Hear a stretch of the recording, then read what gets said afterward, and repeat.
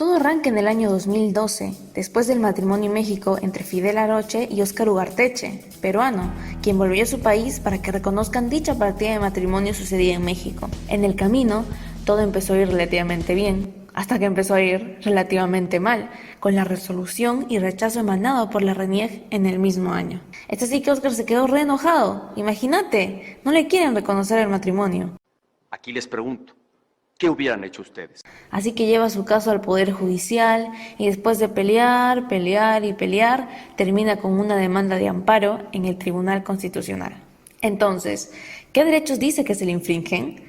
Pues Ugarteche dice que es el derecho a la igualdad y a la no discriminación. Es más, saca a colación que la Corte Interamericana de Derechos Humanos en el año 2017 tuvo una opinión consultiva que incentivaba a que los estados permitan el matrimonio igualitario sin mayores trabas. Pero, RENIEC también tiene sus razones, ya que obviamente el matrimonio igualitario no está legislado en el Perú. Entonces, ¿esto es discriminación o acato a la ley? Por eso hoy, en Te lo resumo así nomás, el caso Ugarteche y el matrimonio igualitario en el Perú. En la cancha, siendo la demanda la base, en una esquina, con la postura en contra, tenemos a los magistrados Ferrero, Miranda, Blume y Sardón. En otra esquina, siendo los magistrados con posturas a favor, Ledesma, Ramos y Espinosa. Primero lo primero, ¿cuál es la principal razón para que la RENIEC le deniegue esto e incluso que el caso llegue hasta el TC? A continuación, los argumentos en contra. Desde el punto de vista en contra, tanto la RENIEC como los magistrados menos Miranda, que dice que el caso debe ir a un proceso contencioso administrativo y no al Tribunal Constitucional, mencionan que se está alterando el orden público internacional. ¿Pero qué significa eso? Este concepto es invocado para avalar o prohibir comportamientos realizados en el extranjero que sean incompatibles con la soberanía estatal. O sea, como la Constitución peruana no tiene presente al matrimonio no heterosexual, es imposible que se acate en el Perú un matrimonio homosexual realizado en el extranjero. Aquí es donde llega el principal meollo del asunto. ¿Es viable, según la ley, el matrimonio igualitario? ¿Por qué estando en pleno siglo XXI se sigue debatiendo sobre el matrimonio homosexual? Expresamente la Constitución en el artículo 4 señala: también la comunidad y el Estado protegen a la familia y promueven el matrimonio. Reconocen a estos últimos como institutos naturales y fundamentales de la sociedad. Entonces nos presentamos ante una encrucijada. La Constitución delega la forma del matrimonio a la ley. Esta norma es, pues, el Código Civil, que en su artículo 234 dice que el matrimonio es entre hombre y una mujer. No, te digo, ni me sorprende. Es por ello que Blum nos dice que no se está vulnerando ningún derecho constitucional, si es que está expreso en la ley interna que el matrimonio es entre mujer y hombre. La Constitución no podría proteger algo que no se establece. Por otro lado, recordemos pues que la Constitución se interpreta con los tratados internacionales firmados por el Perú, según la cuarta disposición final y transitoria. Así, Ferrero comienza citando Tratado de Derechos Civiles y Políticos de la Convención Americana sobre Derechos Humanos, que, según él, designan al matrimonio como esencialmente heterosexual. Incluso dice que la Convención de Derechos Humanos señala que el matrimonio es heterosexual sí o sí. Asimismo, Sardón llega a deslegitimar por completo la importancia de la opinión consultiva de la Corte Interamericana, porque primero es una opinión y segundo que el Perú no pidió dicha opinión sino que fue Costa Rica. ¿Qué están haciendo en mi pantano?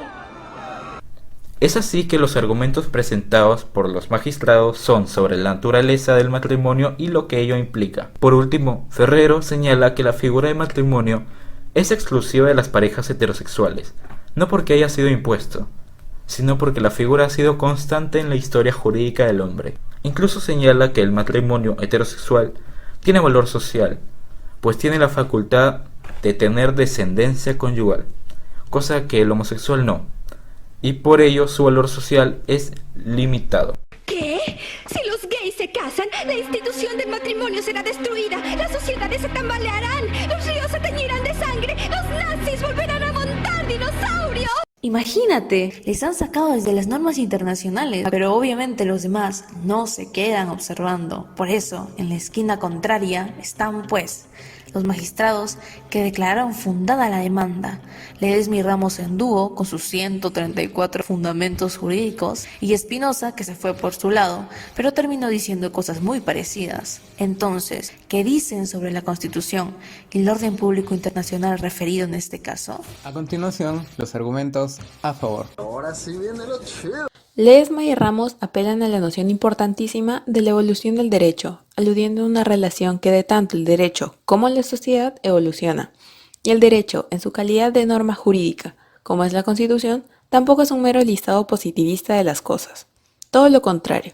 Las fuentes de derecho son tan diversas que ante afortunadas revelaciones históricas sobre la discriminación a poblaciones vulnerables, como son las de orientación sexual no hetero, se llega a concluir que el derecho a la no discriminación también debe ser proyectado en procedimientos regulados estatalmente como el matrimonio civil.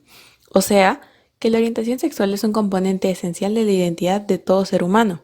Asimismo, la orientación sexual carece de relevancia en la redistribución en equidad de derechos y obligaciones. Ponerla como la diferencia sería discriminatorio. Es más, el derecho al libre desarrollo de la personalidad está ligado a su dicha identidad y la condición humana.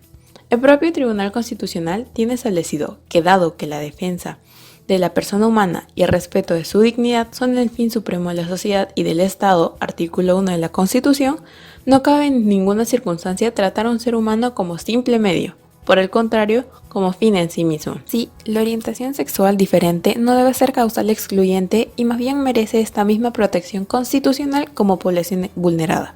Que la RENIEC haya denegado la inscripción del matrimonio entre Fidel y Ugarteche supone una flagrante violación al principio fundamental del orden público que indica la no discriminación e igualdad del derecho fundamental al libre desarrollo de las personas. En este caso, sería la inscripción de este matrimonio para gozar de todos los beneficios que conlleva consigo. Lo más probable es que los escritores de la Constitución del 93 y previas ni se les haya pasado la idea de que el matrimonio puede ser entre el mismo sexo, y es más, si se los decías, probablemente pensarían que eran meras patrañas. El Estado vela y regula el matrimonio por ser una estructura de carácter civil a nivel de norma. Así, considerar el matrimonio como predeterminado por la naturaleza o aspectos metafísicos terminan en vulnerar más derechos que en protegerlos. Incluso la propia consideración de lo natural, si lo quieres llevar por ese lado, es evolutiva y no estática cuando se refiere al comportamiento humano y su relevancia jurídica.